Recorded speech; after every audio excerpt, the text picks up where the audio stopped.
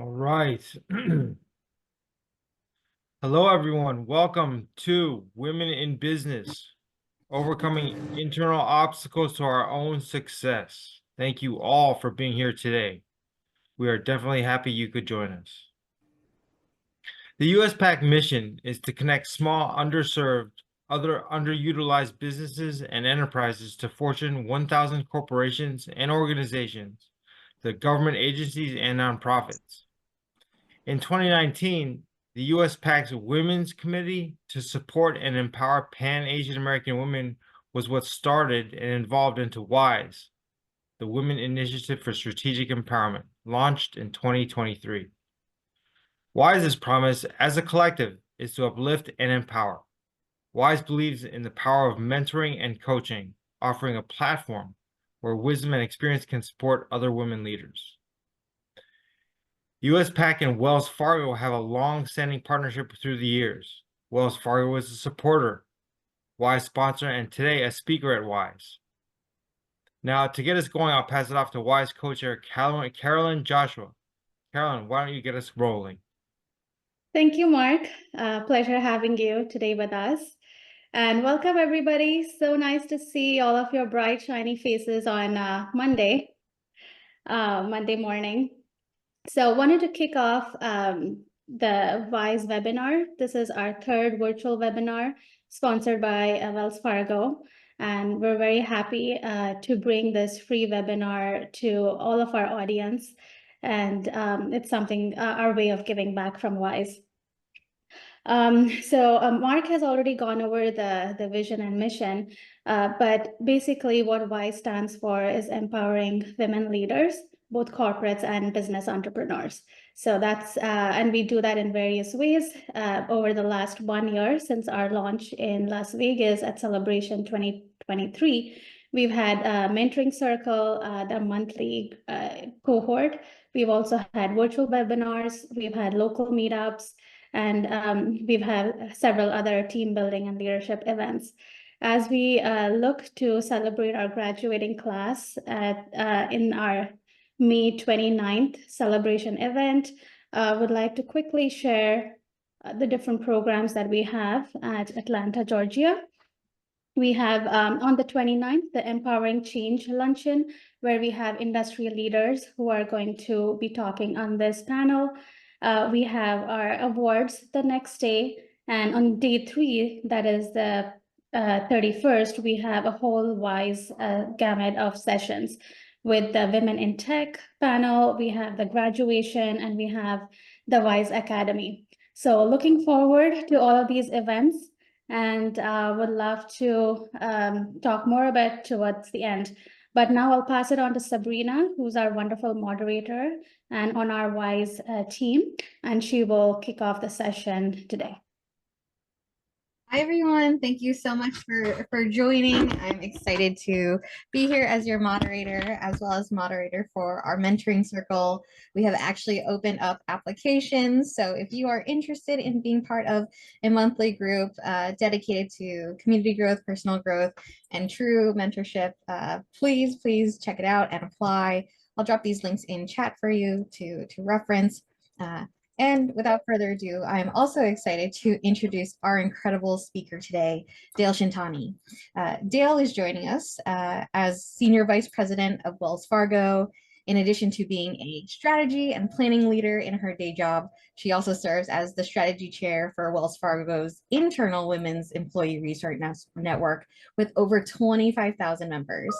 She has also focused on supporting small businesses for much of her career through various leadership roles, including head of customer experience, digital strategy, and business manager of a business line of credit portfolio, all while continuing to be an incredible diversity, equity, and inclusion champion. Passionate about talking to emerging leaders, Dale regularly delivers talks on women's empowerment in business and was a frequent leadership speaker in an Asian American Pacific Islander Diverse Leaders Program.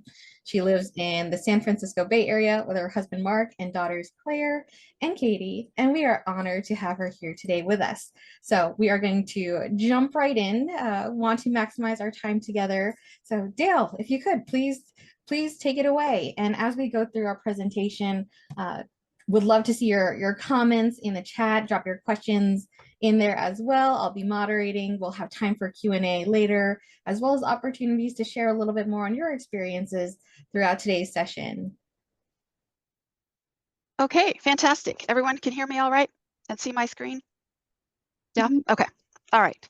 So I am thrilled to be here. Thank you so much for to WISE and US PAC for inviting me. So what we're going to do over the next hour is talk about women in business and things that can hold us back from our own success, as my title indicates. And probably most importantly is I'm going to provide tips on how to overcome them. Now, my favorite way to give this talk is to do it in person, in small, sessions of 12 people where we can share stories. But that's harder to do these days, right? We're all geographically dispersed, and it's hard to do with a bigger group. So we're going to do the next best thing, like Sabrina said, which is to chat virtually. So I encourage you to type in the chat. Maybe it's a affirmation of something that was just said, or disagreement. Disagreements are a-okay. Maybe it's a question you have, or maybe it's a tip you have for someone else that has a question. So as you could tell from my bio, I have spent my career in corporate America, but supporting small business owners and entrepreneurs. And I'm a first generation Chinese American married to a third generation Japanese American. So I have my own perspectives, but they are not all perspectives, right? But I think as a collective group, I'm pretty sure we do have all the answers. So please share the wealth.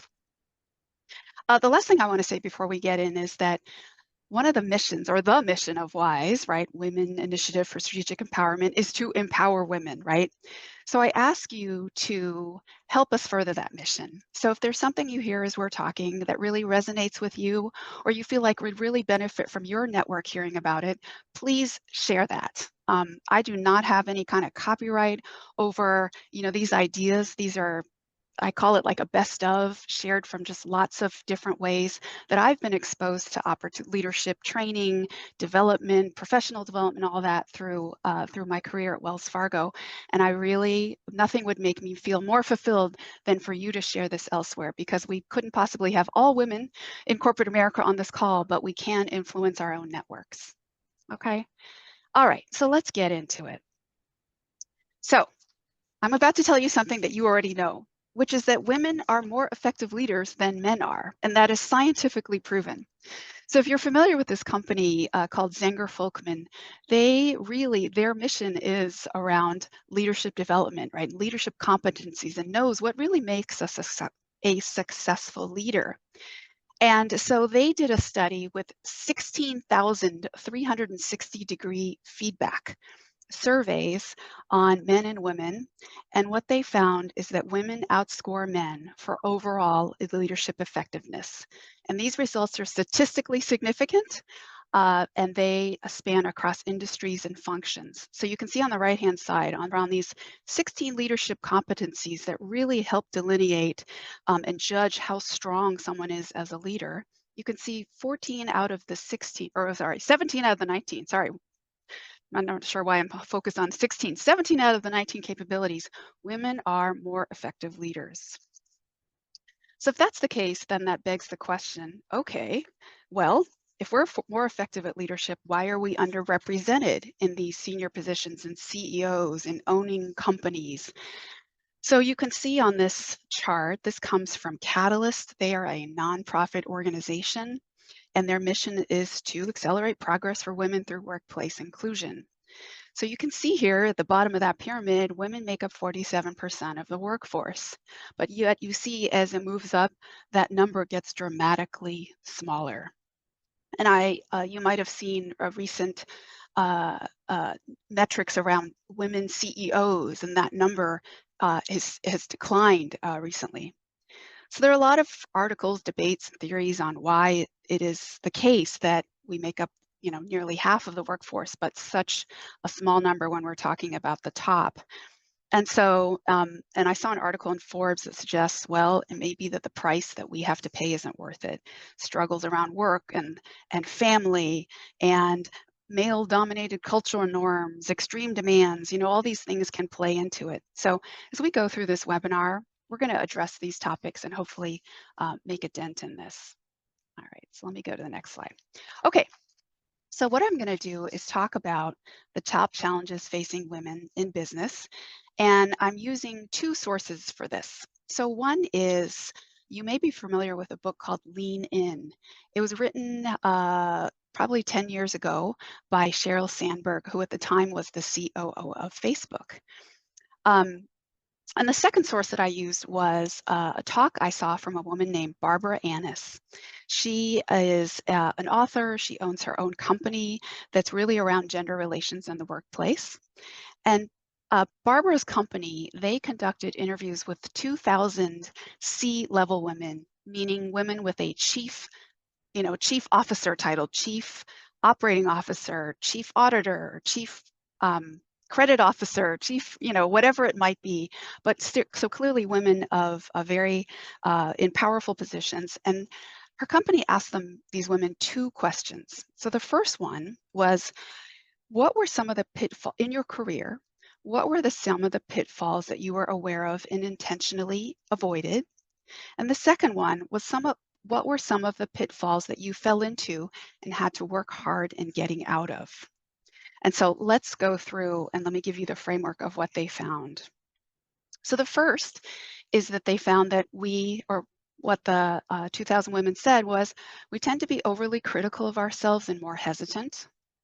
We tend to assume hard work alone means recognition and reward will come. We tend to avoid self-promoting. We tend to volunteer for more of that grunt work versus high-profile work. We don't stay on course when dealing with conflict. We don't make bold requests in business or in our career. And the last one is that we tend to avoid strategic networking. So we're going to double click into each one of these.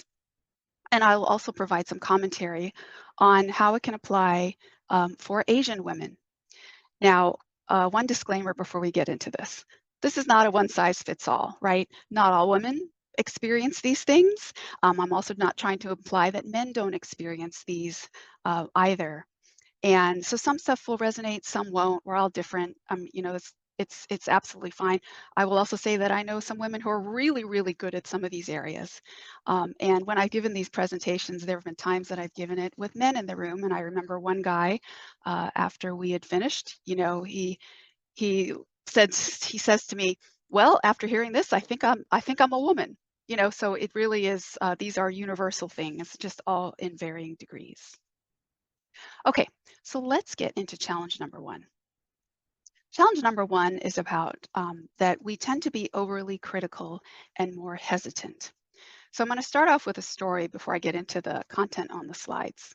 So if you read Lean In, you might remember this story, which is that, so Sheryl Sandberg, she had arranged for a meeting, and Treasury Secretary Tim Geithner at the time, she invited him and other Silicon Valley leaders in the area, and they all met at Meta, or Facebook. I should call it Meta. And so Tim Geithner has brought his senior staff along as well. So they're all in a conference room back in the days when we were all together in conference rooms. And so they're having some refreshments, and then it's time to start the meeting.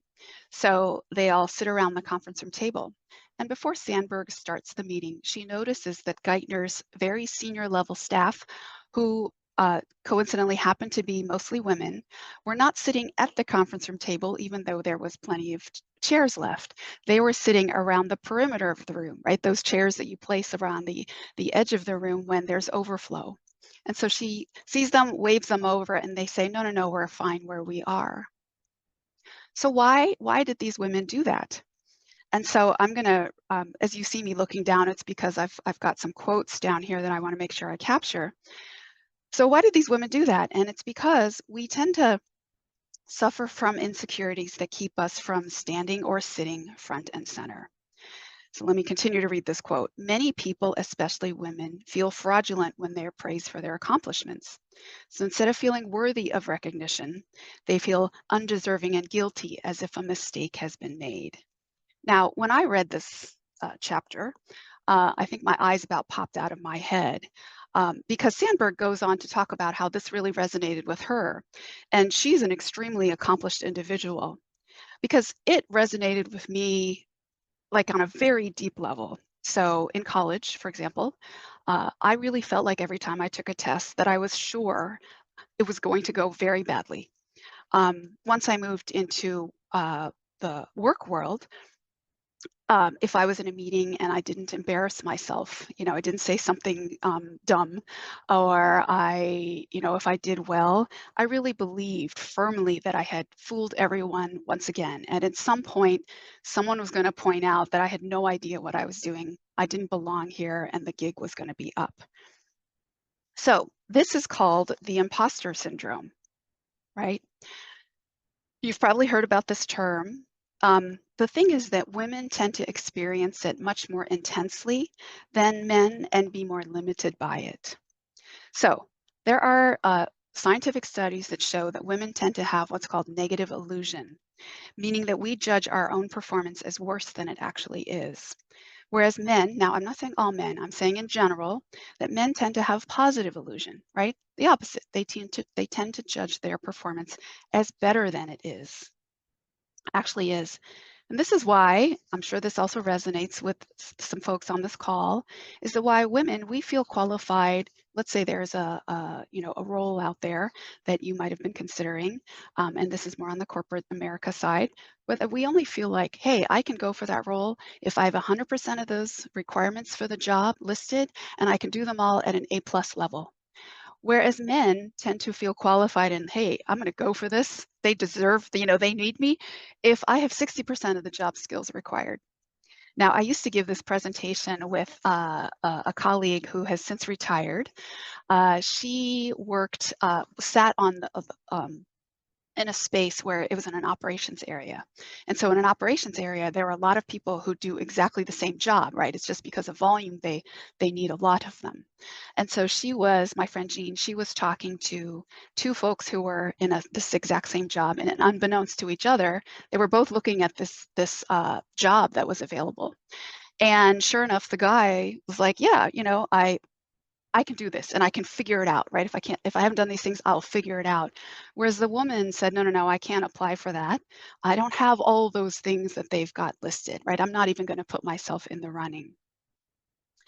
Now, related to this, men also tend to have external attribution, whereas women have internal. And so what does that look like? So it's that when a guy applies for a role and doesn't get it, he's more likely to blame the competitive job environment. Maybe they didn't look at his resume thoroughly enough. Whereas if a woman doesn't get the job, we have a tendency to think it's because of something we did. Oh, it's because I'm not smart enough. I didn't dress right. I said the wrong thing. I didn't prepare enough, things like that.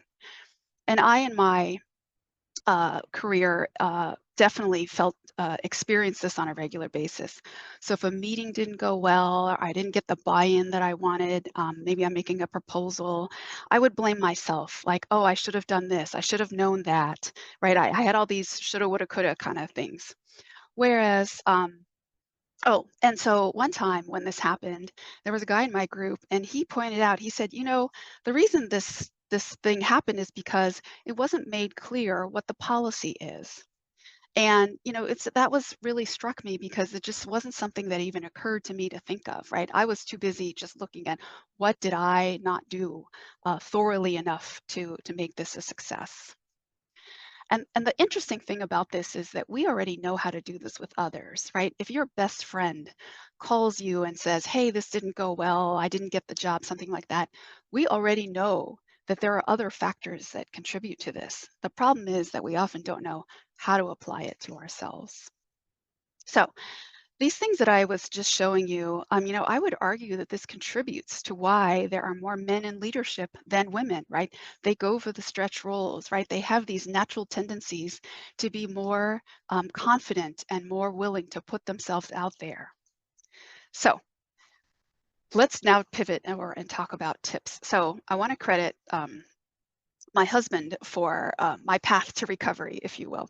So I was working for a very strong woman leader, and he one day he says to me, "Hey, do you think, Dale, do you think your manager, your boss, do you think that she is smart?" I was like, "Heck yeah, she's like probably the smartest person that I've ever met." And he asked, "Well, do you think she can figure out who has substance, who doesn't? You know, who's got content, who knows what they're doing?" And I said, "Absolutely. I've really seen her be really on the forefront of that." And so he says to me, "Well, if she thinks you're pretty good, you know, why don't you believe it? Are you that good of an actor that you're the one case where she doesn't see it?" You know, and you know, that made me kind of start to think a little differently. So if this resonates with you, here are a couple tips. So the first thing is to make intellectual and emotional adjustments, right? Remind yourself you didn't fail all your tests. Remind yourself that you have gotten into, you know, you're in the role that you are in. You have started your own company. You've had successes, right? And you are not constantly headed for failure. Another tip I would say is look back at what you did as reinforcement of what you can do. For me, that manager that I talked about that I thought was really, that I really respected, this was a tip she gave me, which is write down your accomplishments, maybe daily or weekly. And the act of writing them down makes you realize, because at least me, I'm so focused on what I need to do, not what have I done. But writing them down made me kind of open my eyes, like, wow, you know, a week went by and I really did make a lot of progress. And I would argue even the most important thing is to go back later and read what you did, right, over time, because you will be astounded at how effective you are. Now, my next set of tips is around interactions, right? Maybe it's a proposal you're making, meetings, whatever it might be. So to increase your impact in these meetings, that think about how you're presenting yourself, right? I want you to not, if this resonates with you, don't undermine yourself by downplaying your views. So that can come in the form of, if you're going to make a contribution, a statement or something like that, saying things like, well, I'm not sure if this is right, or here's my 2 cents, or sorry, but I do know folks women who will start every comment that they make with a sorry. So let's kill that, right? It's downplaying. It's already telling the audience, well, my comments aren't worth much, right? And we don't need that. My next comment is that to jump in on a topic early, and you know, you're going to want to repeat. So I used to do something, it was my own internal rule, where it was not my turn to say something in a discussion until everyone more senior to me had spoken. Now, that was just made up in my head. I do think that Asian culture, right, being humble, deferring to authority. Oh, I also had a rule that anyone older than me also needed to speak first before it was my turn to speak. So we need to cut that out as well, right? Like jump in on a topic early and you want to engage on a regular basis. And make statements. And if that's too much, I would start out with questions. Now, I was at a conference, I think it was an Asian MBA conference, and the VP of global diversity at Chevron was speaking. And he said something that I found really powerful and I've shared with a lot of people. What he said was that if you don't speak, I can only conclude that either 1, you don't understand the topic, or 2, you don't care. And the second is the more damning. So what he's saying is not talking isn't neutral, because that's what I used to think. Like I got out of a meeting and I didn't say anything and I was like, phew, okay, that was neutral. That's what he's saying is no, it's not neutral. It's either positive or negative, right? And if you don't speak, there could be a perception around negative, right? You don't understand or you don't care. Another comment or suggestion I have is around watching your pitch and your tone. So I really enjoy listening to NPR, National Public Radio. And if you have ever listened to this, you might be familiar with a program called Fresh Air by Terry Gross. She's an interviewer, one of a few now. And I love her because when she interviews folks, she's very warm, she's very calm, and she just has a very nice presence about her. And if you were to listen to Terry Gross in doing her interviews maybe 20, maybe 30 years ago, you wouldn't even think it's the same person. Her pitch she talks about, I read an interview about her where she had a lot of anxiety in her voice, and her pitch, she was much higher. She doesn't, she has really worked to lower it, right, to command like in a deeper tone, and it makes her extremely effective in this. So, so those are some a few ideas. Another one I have is around when you're speaking, to critique ideas but compliment the people. So here's what I mean by that. Maybe my example is that maybe Sheena and I are in a meeting, right? And I might say something like, I'm really glad Sheena brought that up. Here's my perspective on that particular topic, right? Or Christina makes an excellent point, and I think we could add on to that by making it even stronger by doing this, that, and the other, right? So ways that you can bring into the converse, right? Engage in the conversation and layer on your particular perspective on that. And my favorite topic, turning on your camera. I think that it's really important not only to speak, but to get that face time, especially in our very virtual world. And the algorithms around Microsoft Teams or on Zoom, especially in a larger group, is that your face, right, doesn't get shown unless you're speaking, right? Otherwise, it's like you weren't in the meeting. So I think that's important. Now, Hey, Dale.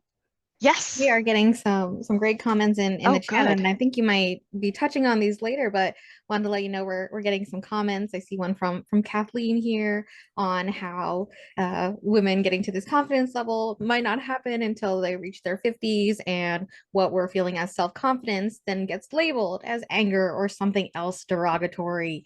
And I see another experience here from another Kathleen on wanting to jump in early, but then being perceived or told that they need to be careful where they're jumping in. So it seems like we're hitting some points, and I for everyone, please continue sharing the comments, the experiences. We'll actually take a group picture in a little bit to recognize everything we're doing here. So prepare for that.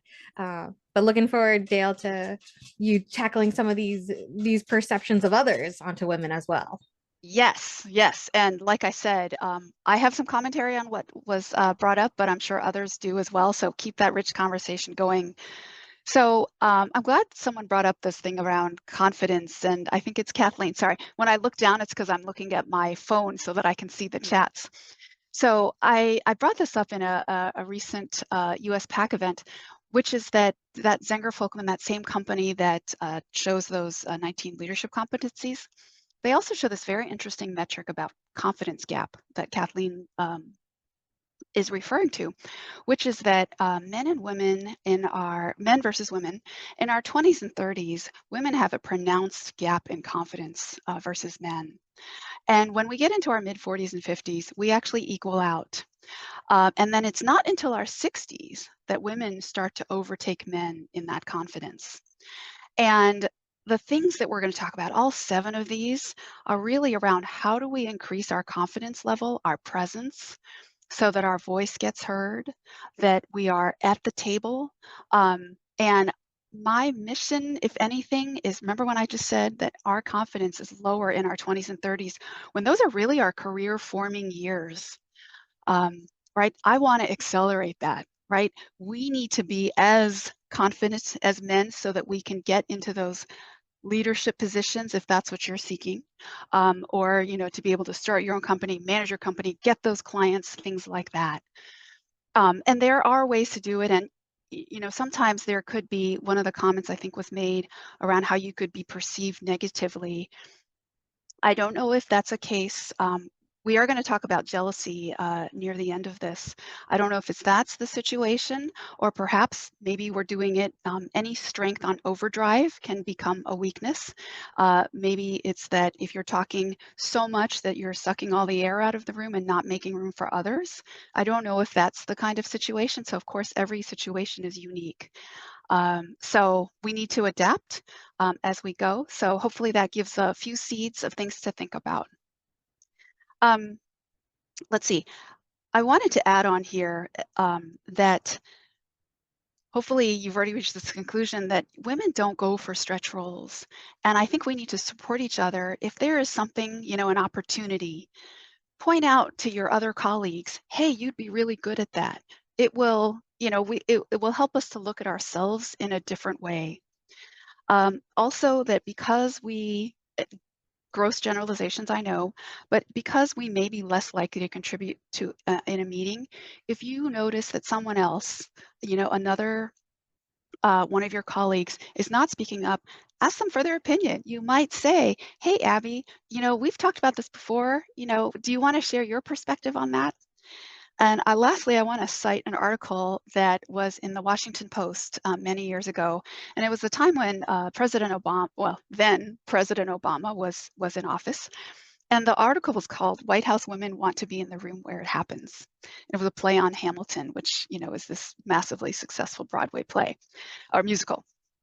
And the very senior level staff members on Obama's team, they were not in the room when really, really important decisions were made.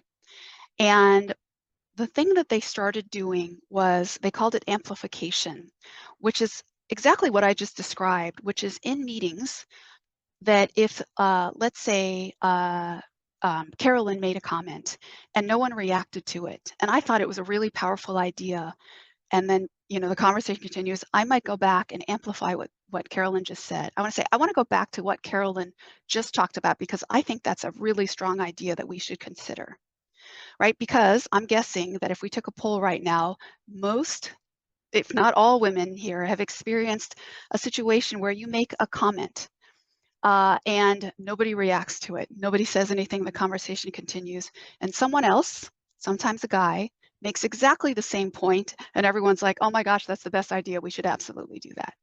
And that can come from either us not having enough confidence, maybe watching that pitch and that tone, or it could be because if women are the minority, it is more likely that our voices aren't heard. So I think we can do things to help amplify each other's voices. Okay, I'm going to go to the next topic. So let me just reassure everyone that not all topics will take as long as that one did. Okay, so here's my question. Why don't Asians toot their own horn? And since we're short on time, the answer is because we only play piano and violin. So I hope you found that amusing. So let's get into challenge number 2 and 3. I'm going to talk about them together, which is that we believe that if we work really, really hard, recognition and reward will just come. We don't need to self-promote. So here's what I find. That if you ask a woman to talk about her business, her company that she owns, or what she's learned, she'll have no problem talking about it. But if you ask her to talk about her accomplishments, point blank, what have you accomplished? We get this deer in the headlights kind of thing going on. So why does this happen? So in general, women tend to be the caregivers, sensitive, communal, right? We're the ones that can create the families, birth the children, things like that. And maybe if this resonates with you, have you ever gotten a compliment and downplayed and said, oh, no, it was all because of the team. I was just lucky, right? We don't take credit. And I find that as Asians, we really double down on that. So one of the former CEOs of my company, he once said in a town hall, he said, as they say in Texas, if it's true, it ain't bragging. And when I heard him say that, I was really, I kind of thought about that for a while because as far as I know, that kind of statement doesn't exist in Asian cultures, right? We're about be humble, duty, good of the group over the individual. And we tend to be raised in a culture of motivation through fear, like fear of failing, fear of what others may think. And I'll give you a quick example about that. So my father is the oldest of 5 sons. So that's 5 sons, 5 wives, and my grandmother and grandfather, they would, who lived in Taiwan, they would then live for, like, let's say 3 months with each of the 5 sons and their wives. And so my grandmother, when she would live with us, would constantly be telling my mom how the other daughters-in-law were better cooks, you know, kept a better, cleaner house, you know, took care of their husband. You know, these are things that that really drove my mother crazy. She was a working woman, very accomplished, and yet she would come home and get this constantly. And it wasn't until she would talk to her other sisters-in-law to find out that my grandmother did with this with every single daughter-in-law. So I think that some of our culture is that we don't share our accomplishments because, you know, sometimes we think we don't do anything that well because sometimes we aren't raised in a situation where, you know, we tell each other how fantastic we are. But, you know, I would say that in corporate America, these are things that we need. So I forgot to mention some of these other bullets that we as women were conditioned to say we're all about the team. So if this one resonates with you, what do we do about it? So the first is to reframe sharing business accomplishments. Reframe tooting your own horn as sharing business accomplishments or your business learning. So even if someone asks you that, just kind of switch the question around in your head. You can also say things like I and my team. It's also, I think, important to make a concerted effort to share your accomplishments, you and your team's accomplishments.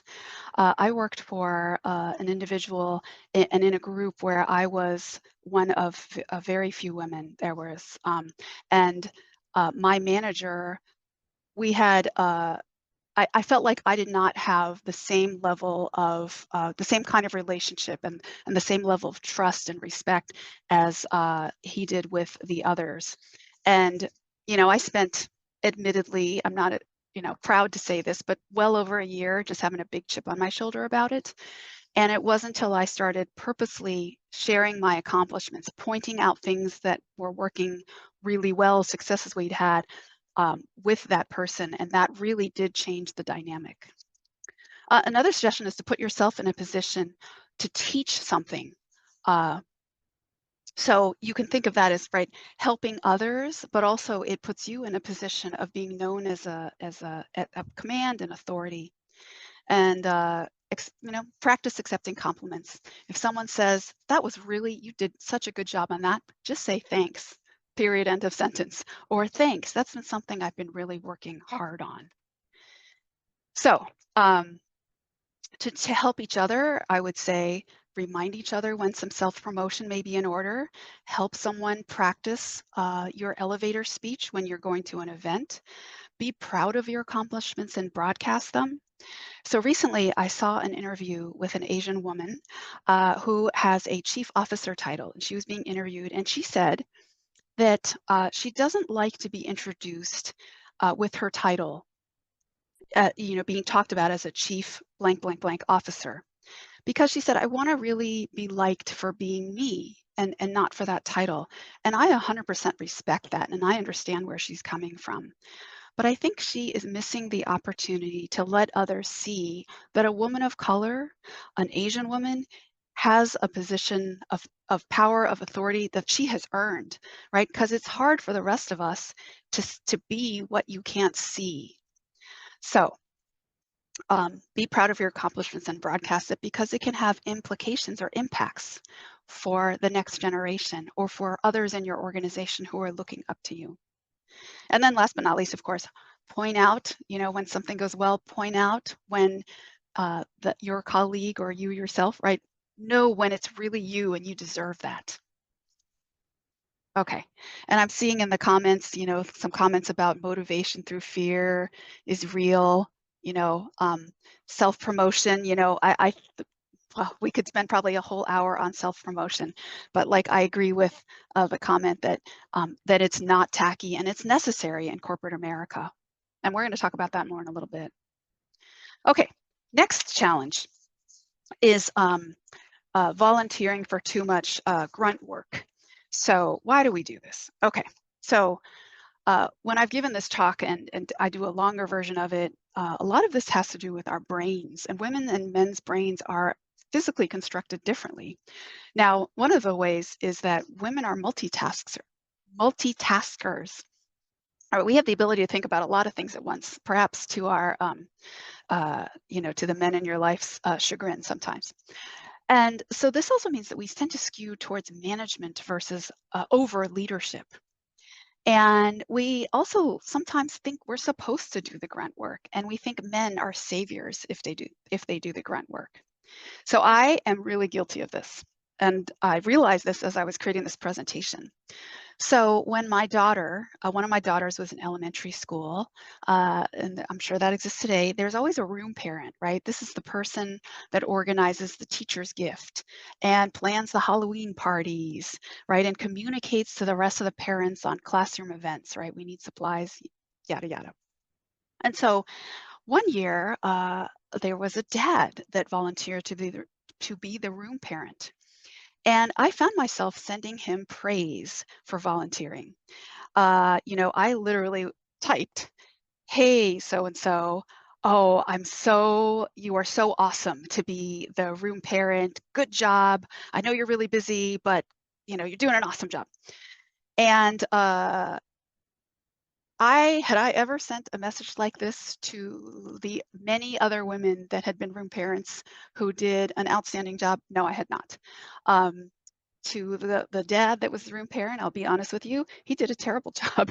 He was highly unorganized, not a good communicator, yet here I am telling him, I'm like singing his praises, telling him how great he is. Another way that I see that us thinking men are saviors if they do the grunt work translates into more of on a personal side. So in one of these talks that I had given, one woman had this aha moment. And she said, I realized something. So she on Saturday mornings goes to a fitness class, like let's say it's a yoga class or something. And she said, I ask my husband if he can do me a favor and watch the kids so that I can go to my yoga class. When her husband wants to do something like go play golf, he does not say, hey, can you do me a favor and watch the kids so that I can go play golf, right? It was something that was assumed, and that really pointed out an imbalance. So it applies in both places. So what do we do about this? So grunt work at work, right? That can be things like taking meeting minutes. It could be planning the party. I'm sure you all can think of other examples. So we want to make sure that the work is distributed evenly, because if we're doing too much of more of that menial work, it doesn't leave time for you to do that more high profile work, the things that are really going to make more of an impact on your business. And I say managers need to watch out for this too, right? Make sure that work is distributed. And when someone says, hey, can someone do this? Be comfortable with that awkward silence, right? Just sit there and look straight back at them. Don't volunteer. You don't need to. So a couple things for those things to think about. And I would also say, since I started touching on personal, life outside of work, it's really important to have strong partners and children who can do their share, right? Because we as women, we tend to burn out because we can do so many things. And probably we have pretty high standards that we don't really tap into our partners, our kids sometimes to do all these things, because you can't do it all. You will burn out trying to do it all. When your partners or others are doing something, please do not redo whatever it is they did. If you ask them, or if they figured out they're going to do something, don't redo it. And I'll tell you a quick story about that one, which is that my friend Jean, that I shared that operations example, she was on the elevator, and there are two guys standing behind her talking. And one guy was complaining about how his wife needed him to do something. And the other guy said, well, just do a really terrible job at it, and she won't ever ask you to do it again. So they're on to us. So my point is, right, let them do it. Don't redo it, so that they get better at it over time. And it also is going to ease your load. Okay, let me keep going. Yes, right, like this comment of babysitting your children. Well, no, that's actually parenting. All right, let's go to the next one. Challenge number 5, we don't stay on course when dealing with conflict. Maybe it's a negotiation, maybe it's someone is challenging you. So why do we do this? So let me back up for a moment and say, so if someone disagrees with us, we have a tendency, like I said, it's not everyone, to give up too quickly. I certainly did earlier in my career. And there are some reasons why we have a tendency to do this. One is that oftentimes we have a very strong desire to be liked. I think for women, it is much more important to be liked. And we think if someone disagrees with us, they don't like us. So that's not necessarily true. And let me tell you, men, not all men, or most men don't think this way. But even if people don't like you, your goal is not to be liked in business. Your goal is to be effective and respected. The second reason is that we tend to have a natural tendency towards flight versus fight. So now we're going to get into the interactive portion of this. I'm hoping if you have chat available on Zoom that you chat in here. So let's pretend that you are walking by yourself in the evening. It's night, it's dark, right? And you hear footsteps behind you. You speed up, and it seems like those footsteps speed up. What would you do in that situation? So type in the chat. I'm going to pause so that I can read the chats.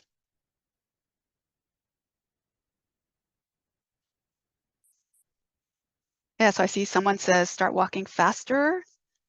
Yeah, I see call a friend, describe the person where I am.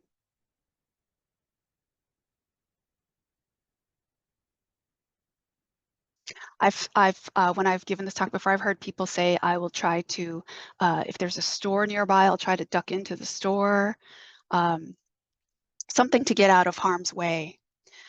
So for many of us, the natural tendency in this is to get ourselves out of that situation, to flee the situation. I see Doris says, depending on when I turn around and ask, right, confront.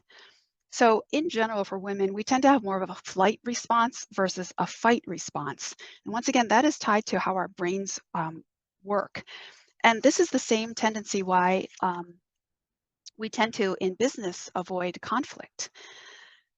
The thing is that if we avoid conflict, we may give in too easily, right? And not stand our ground for what it is we believe in, right? So you may have a great idea for a project or a solution to a problem that might be not popular. And I would say be aware that we have this natural tendency and avoid that temptation to throw in the towel or give up at the first hint of some challenge from a colleague or someone else, because being challenged on your idea doesn't mean your idea is wrong, right? People have challenged me, and at first, admittedly, it's uncomfortable even now, but oftentimes it leads to a better outcome. So where I'm thinking, oh, that was really good. I'm glad we had that conversation, even though it was uncomfortable. So be prepared to stand your ground, right? Remind yourself, whoops, I forgot to click. Remind yourself what it is you're fighting for, right? Whether it's your employees, your business, your customers, your career. Now, in business though, not even though, right? And have the facts to support your case, right? That might help you to feel stronger in why you are arguing for what it is you need. All right, challenge number 6, not making bold requests. So I want to once again illustrate an example of this. So there was this business case is a little bit old, but I think still quite telling, and time has not changed too much. So back in 2003, there were 2 professors from Columbia and NYU, and they conducted an experiment to test perceptions of men versus women in the workplace. So they had a Harvard Business School case about a real life entrepreneur, this is a real person named Heidi Rosen. And I'm reading here. Heidi used her outgoing personality and vast network that included many of the most powerful leaders in the technology sector to benefit both herself and others. So these professors, they assigned half the students to read Heidi's story, and then they gave the other half the exact same business case, but changed Heidi's name to Howard. And then they polled their students on the impressions of Heidi versus Howard. Now, Heidi came across as the more appealing colleague. Sorry, Howard. Howard came across as the more appealing colleague. Heidi came across as selfish and not the type of person you want to hire or work for. Why is this? So I already spilled the beans here. This is really depressing to say, but it's that successful men tend to be liked more by both men and women. successful women tend to be liked less by both genders. And why is that? It's because I talked before about the stereotype or the expectations of women is that we're communal and sensitive and caregivers.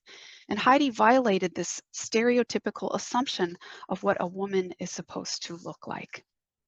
So you can see how, I've got here labels, being a boss versus bossy, persuasive versus pushy. If you're working late, you're dedicated. If you're working late, you're selfish. You're not taking care of your family.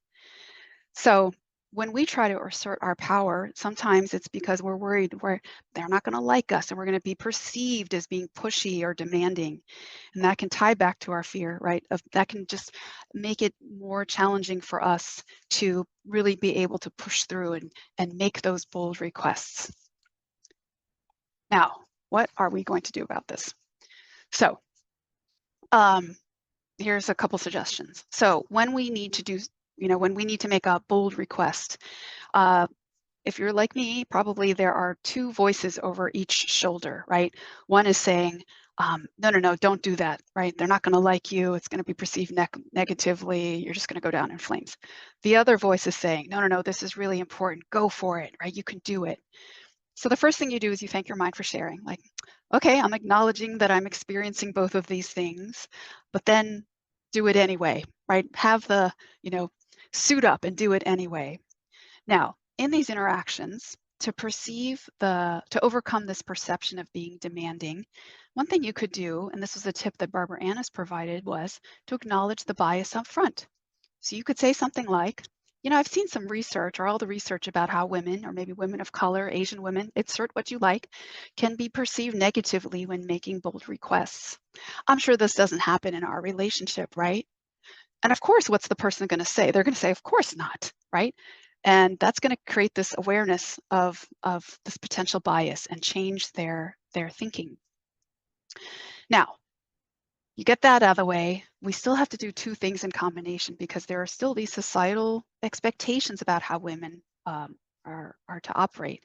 So this could be, like, one is we still need to come across as nice and concerned about others, and providing a legitimate explanation for the negotiation. So I'm not saying this is fair. I'm just saying that these are things that if we want to overcome this perception around women and like this whole Heidi Rosen effect, this might be a way to minimize that. Now I have more tips, but I am also just checking. Sabrina, I'm counting on you to tell me if there's anything that we want to talk about. So yes. Maybe we can have there was one Kathleen shared in the chat earlier about getting feedback on jumping in and being told it's maybe not her place. And Kathleen, if you're Kathleen Wong, if you're here and able to share more, would love to hear what your experience has been like with making these bold requests and how you've gone about getting over some of these hurdles before we jump into some more of Dale's tips and recommendations. Sure. Thanks, Sabrina. And thank you, Dale, for, these very actionable steps. I'm listening eagerly because there's a bold request I've been sitting on. I think the way that my leadership style is and just kind of how I work is, through a lot of practice and study. And there's a practice area that I've really been making investments in, and it's being taken up by the business in very well in user experience, in process design. And even though my title is a manager of supplier diversity, I've been the one kind of pulling together the recommendations for these practice areas versus the others who kind of own it. And so I'm in this hard place where I could be making a bold request to try and expand my scope. But I think there's a lot to be said about creating a culture in which people acknowledge and leaders acknowledge the skill sets that their workers are acquiring, and then making it an environment where can make those bold requests, make those shifts in the organization that are really needed. So I'm kind of in this place where I can't quite tell if they want me to invest in these skills, but they're certainly like encouraging me to work in these areas that are not in my official title and not in my official work. So I don't expect you to solve it now, but I just wanted to share that as I'm thinking through your presentation and considering if a bold request is a possibility. Kathleen, is this a bold request for yourself, or is it more about making bold requests on behalf of the company that you are in? I'd say it's a Or bold the request for myself. Yeah. To okay. like, I can take on more. I can multitask, right? Like, not only can I run this program, but I can also grow a new practice area. Mhm. Ah, okay. And do you have like career development discussions with your manager? Yeah, I do.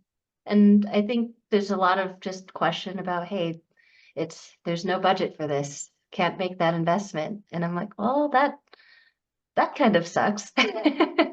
And it just kind of seems like a stopper conversation when it comes to, he's like, well, I could change your title. And and I'm like, well, you could change my title. That seems like a step in the right direction, but it doesn't seem like a step in the, the correct direction, if that makes any sense. Okay. So I would say, I don't know if I'm going to have brilliant insights right now, but I would love to. I'm always happy to talk about this. That's okay. I do think it is being consistent and I don't know if I want to use the persistent, but maybe consistent in expressing the growth opportunities that you would like to find and seek. It might be that you could take on things that maybe still are within the role that you have, but over time that you can expand your scope such that you reach a point when they're going, oh, this is Kathleen is really already moved into this kind of role, and so Yeah. they already perceive you in that manner. Or in some cases, it might be that if they're not valuing you for what you contribute here and what your potential is, it might be time to look at other places, network with others to figure out if somewhere else is going to be, really seeing your value more than your current organization. Yeah, that's So always that's a the few. conversation in the back of my head. I'm like, am I being played? You know? Yeah, Or is yeah. this a genuine, is this a genuine consideration by management to say, hey, we acknowledge you're taking this on and time's not right now, but maybe later, and we already see that you've grown into that position. Yes. That's always the conversation. So it's And I encourage people also to interview for roles yeah. that are higher, because it does have people think about you differently. Even if you don't get the role, it's good practice, but also it changes how they perceive you. That might be also another way that if you want to stay in your organization. Yeah, no, thanks, Dale, for the Yeah, advice. my pleasure. All right, let me give you another. Whoops, I moused over to the wrong place. All right, here's my other tip. I'm going to cut to the chase here, which is, okay, so let's say that you're going to go in and you're going to make that bold request. Maybe Kathleen is going in there and like, I deserve a promotion or a salary increase or something like that. Before you do that, so my advice first is, if you remember nothing else from this talk, is go watch this TED Talk. It's by a woman named Amy Cuddy. It's about 20 minutes long. It is worth the time, I promise. I've watched it, oh gosh, I don't even know how many times, and I still just love it. What she basically says is that when you have a high intensity, high stakes situation, before you do that power pose, that's this, right? The victory pose, right? The picture that you see. Power pose for 2 minutes before a high impact event. It will raise your testosterone. It will lower your cortisol. It'll just help you to be your most confident, most strongest, powerful self. That's really the gist of the talk, but trust me, 20 minutes TED Talk, you will not regret spending time on that. Okay, let me get to the challenge number 7, which is that we have a tendency to avoid networking. So having a really strong network is really vital to the success of your career. And for a lot of women, myself included, the thought of getting out and making connections, with the right people, is just like, oh, that sounds really exhausting. But life is as much about who you know as what you know. And I had a realization also that with the exception of the job that I got right out of college, every single role that I have been in since was because of someone I knew.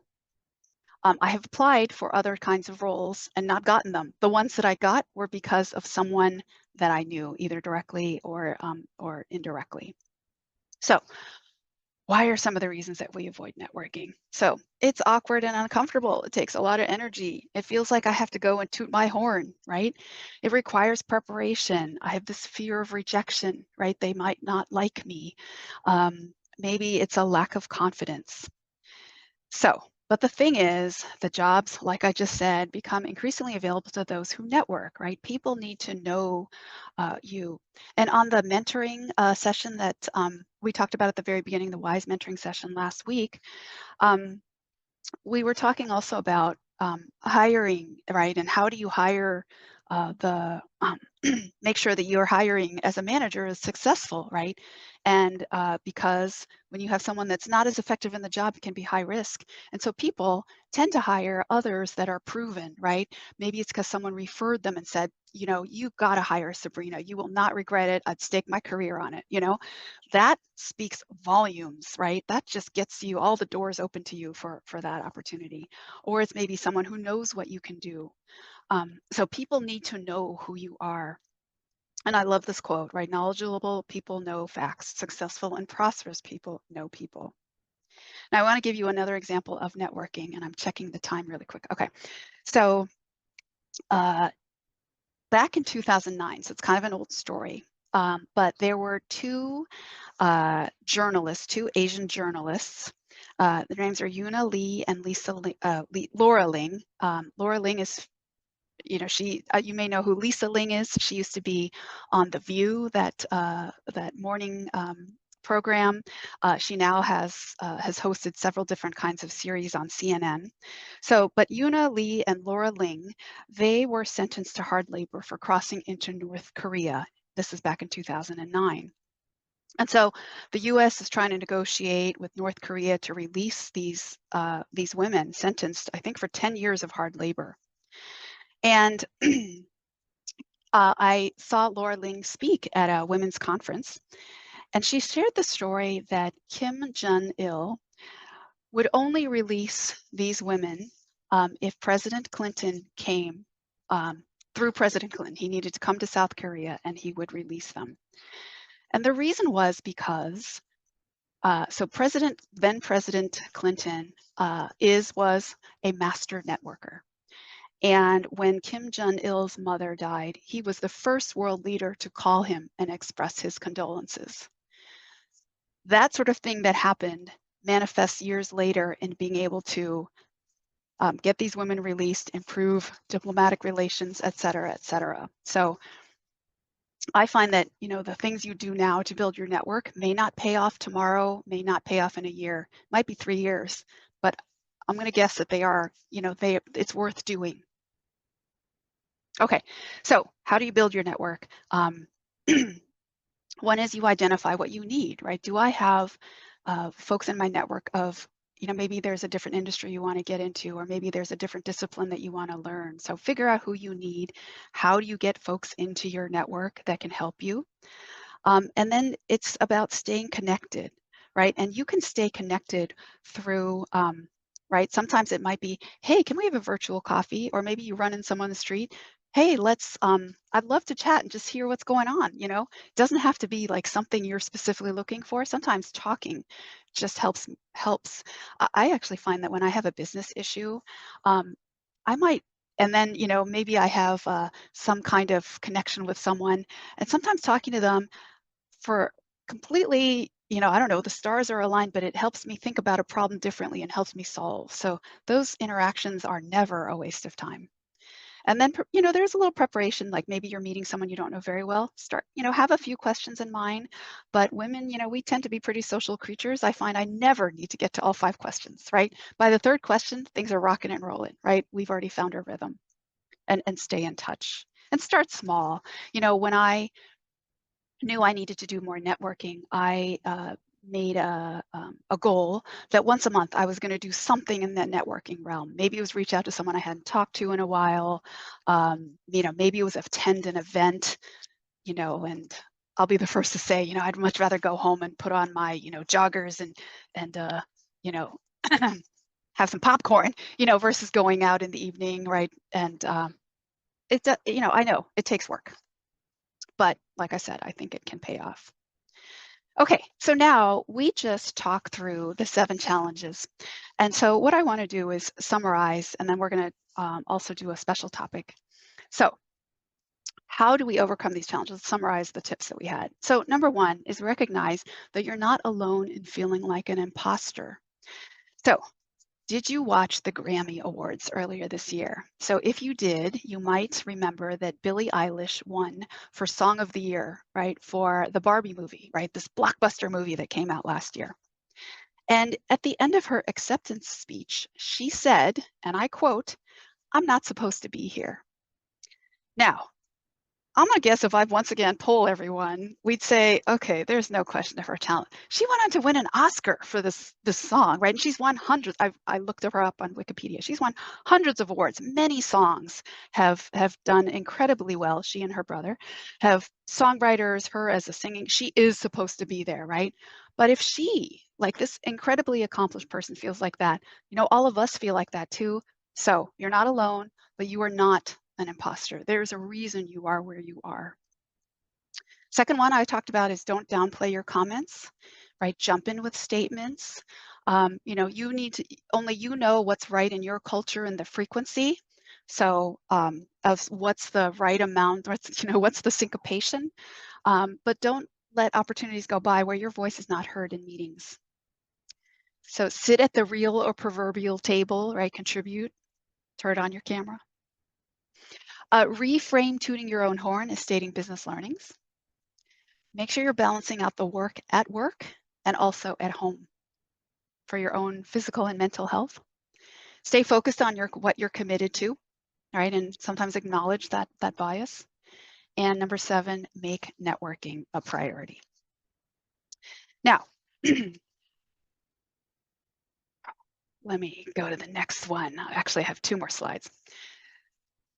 So potential, right? And Kathleen, I don't mean to pick on you, but I thought about this slide when you were talking about showing your potential. So we as Asians, Asian women, and Asians overall, we're really good at table stakes, right?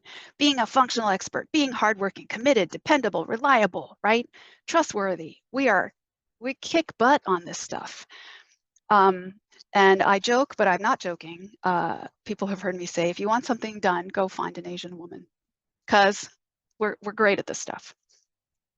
But we're not as good at those differentiators. And what I mean by differentiators is things like having executive presence, having command, making statements, speaking with confidence, having a network, right?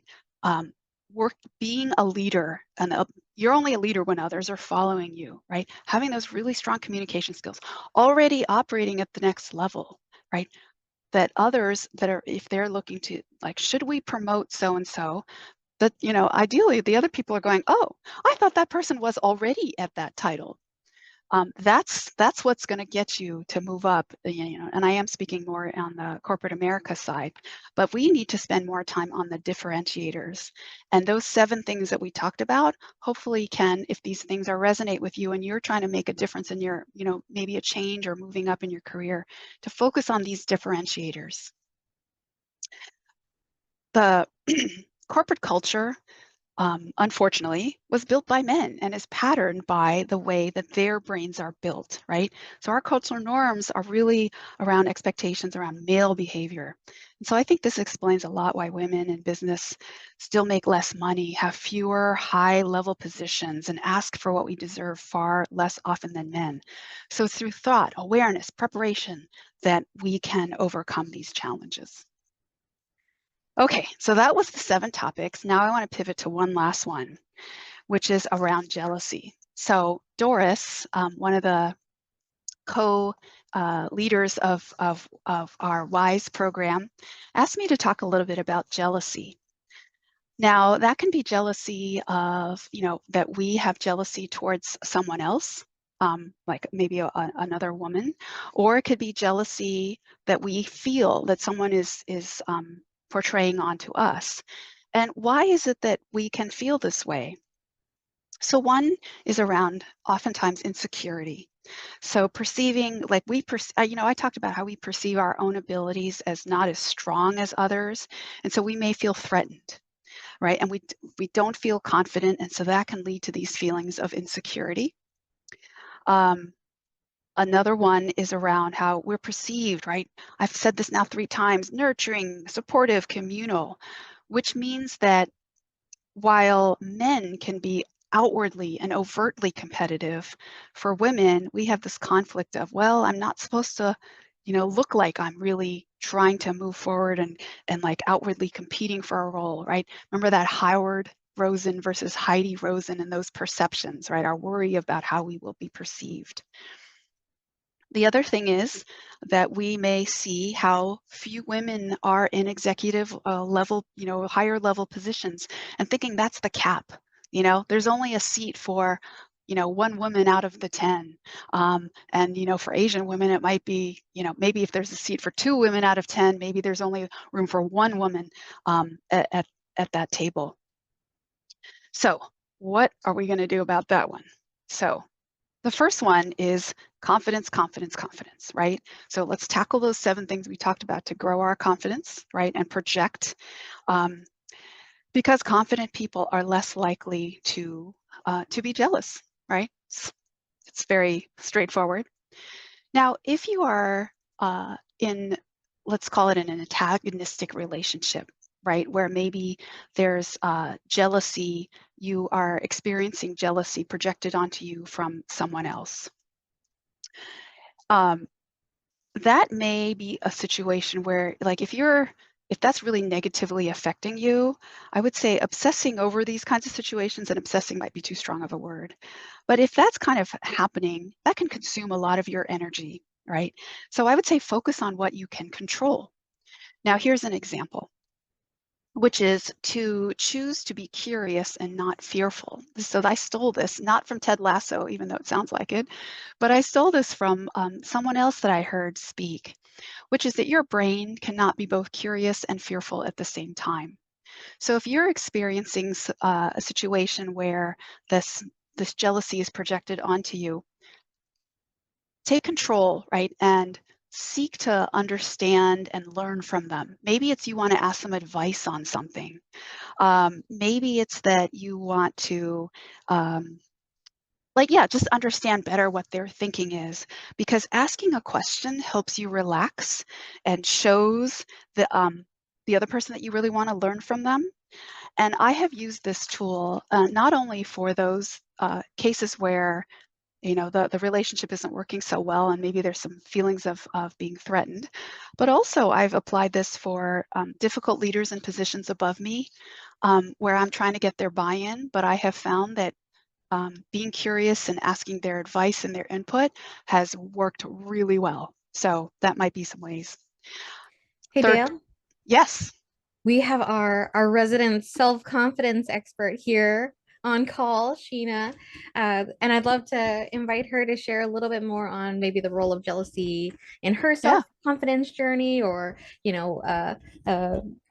overview of what self-confidence has grown into for her. So Sheena, if you could. Hi, everyone. Oh my gosh, thanks so much for bringing me up. I mean, confidence is something that I've been talking about since 2015, especially as Asian women. We're not always told to be confident. We're told to hide in the background, never make any noise. And that is why, I even wrote the book, The Tao of Self-Confidence, because when it comes to leadership roles, Asian women represent only 2.7% in America, and that was in 2021, and we have one of the lowest. So I know confidence is easy to talk about, but to do confidence is a whole other thing. And I think my biggest advice for everybody is to be okay to ask for help. Especially in Asian culture, we're not taught to ask for help.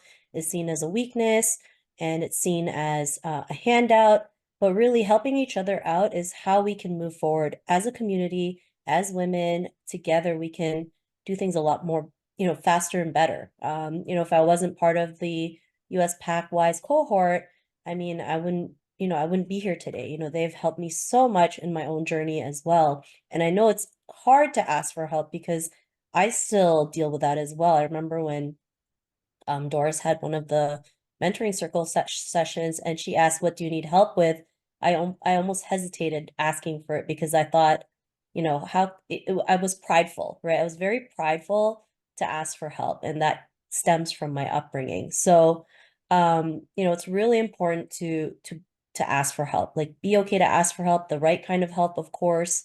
Some other things that I've been able to do in my own journey was learning to push through my fears, because fear is something that really stops us, right?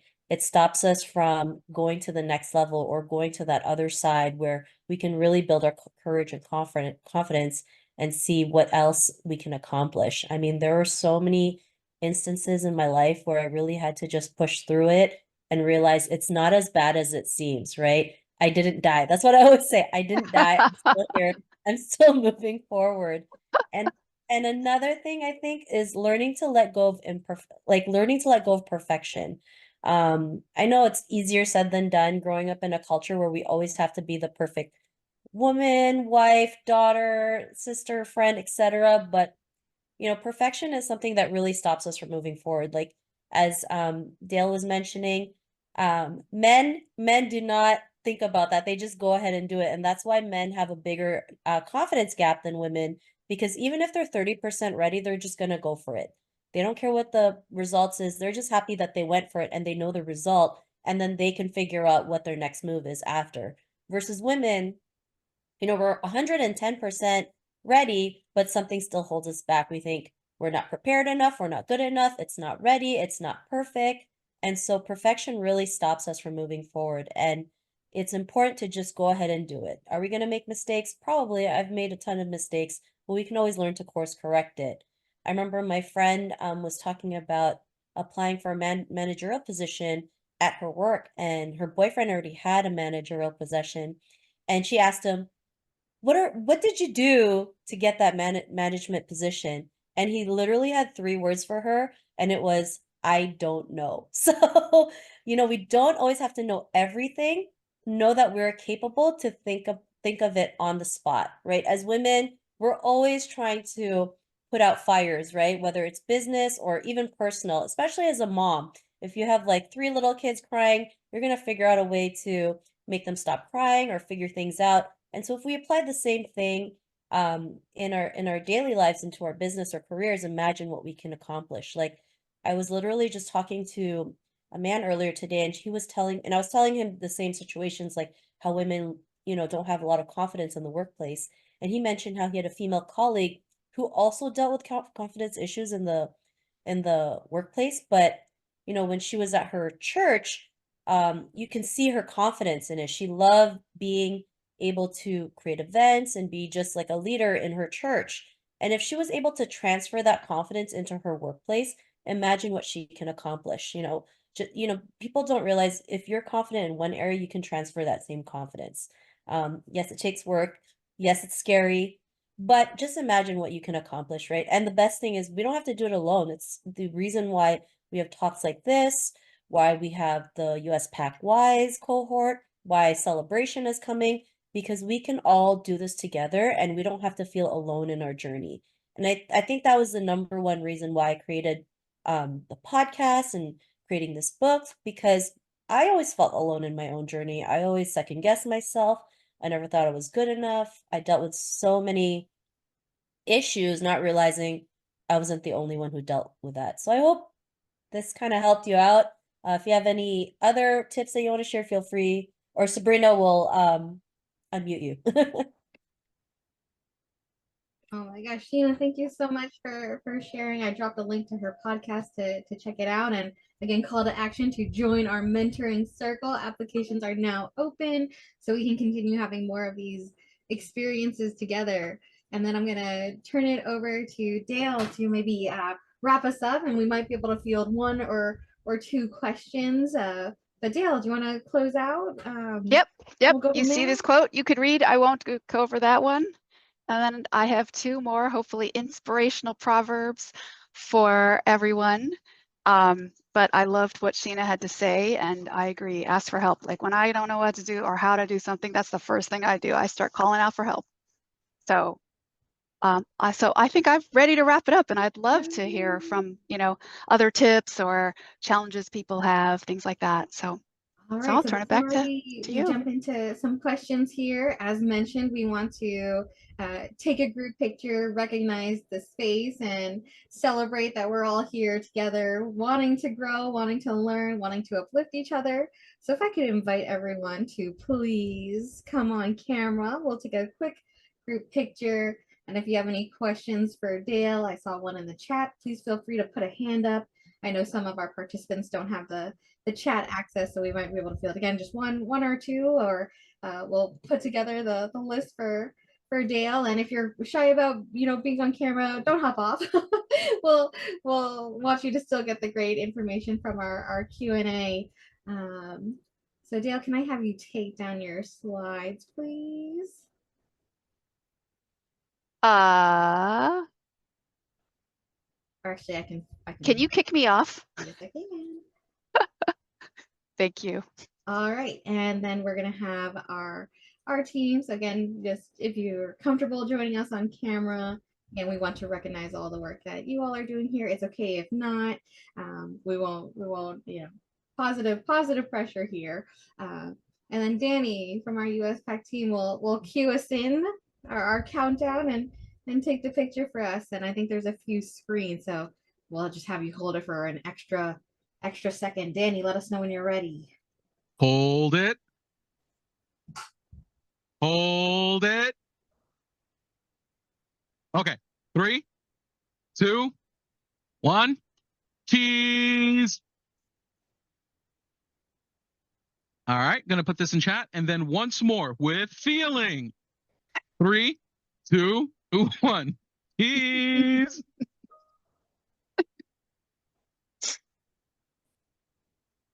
Okay. I want to send this, Mega. I want you to send this picture to whoever told you were too expressive on camera. And I hope we all get that feedback. Well, thank you all. Again, I saw one question in the chat that we can field now, and then we'll close out here. But there was a question from Amy on not over apologizing. Women are often told to shut up and be polite at the cost of ourselves. Any tips or tricks either from Dale or anyone in our chat on how to counteract that perception and what to do instead of over apologizing? Say again what the situation is. Yeah. Women getting pressure or being perceived as impolite and then feeling compelled to apologize. Yes, I mean, if I can quickly interject, yeah, sure. that Amy, was go my ahead. question. Yeah. Hi there. Yes, so, we have sometimes women have a tendency to over apologize simply because they're being polite and, they've been raised in a way that, you always have to be polite, you always have to turn the other cheek, and, you always have to seek to understand before you're understood. And, you just tend to perhaps, without even knowing, apologize all the time, right? So you did mention that there are some women who, start every sentence with a sorry, and I could picture myself doing that. So what are your tips to stop over apologizing? Well, Sabrina, I'm going to quote you from our mentoring circle the other day, which is Sabrina brought up an example where if a man is running late for a meeting, he'll show up and go, "All right, I'm here, let's go." Whereas if a woman shows up late for a meeting, what's the first thing we do? Right? We apologize. "Oh, I'm so sorry," So try to have a couple phrases maybe that you're comfortable with leading with. So for women, it might be you could start with, "Thank you for your patience. Let's get into the topic today." Right? Still, communal, sensitive, nurturing, of respect, recognizing people's time. So I think, and then the other thing is maybe you want to just like have a Post-it note, on your monitor that says sorry with a skull and crossbones over it, to just break yourself out of that habit. Because it is downplaying what you're saying, and there's no need. No one expects you to say that, right? Right. So, and as they say, 21 days, you can make, it becomes a habit. So you'll just Mhm. hopefully get it out of your system. Thank you. That's very good advice. Thank you so much. Yeah. Thanks for asking, Amy. Reasonable apologies only.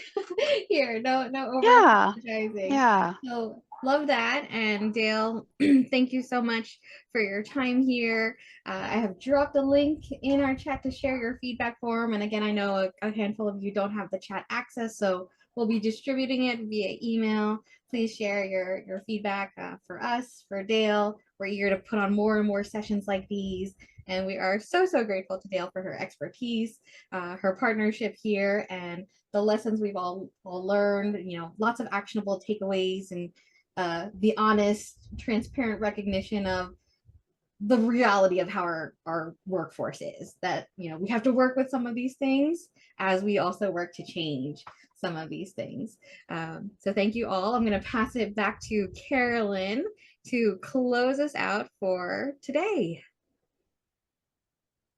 Hello, everyone. I hope you enjoyed the session. And on behalf of the WISE team, the US PAC team, and my co-chair, Doris, would like to thank everybody for joining, and excited about our upcoming celebration conference. As you can see, we have several educational as well as super fun events, including photo shoots, dancing, all of that coming up at Atlanta on May 29th, from May 29th to 30th, and WISE will be on all 3 days.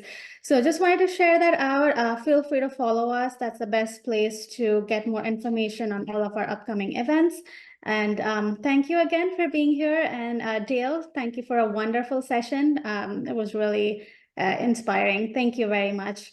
And on behalf of Susan and everybody else, have a wonderful rest of the week. Take care. All right, thank you. Bye, everyone. Thanks for joining.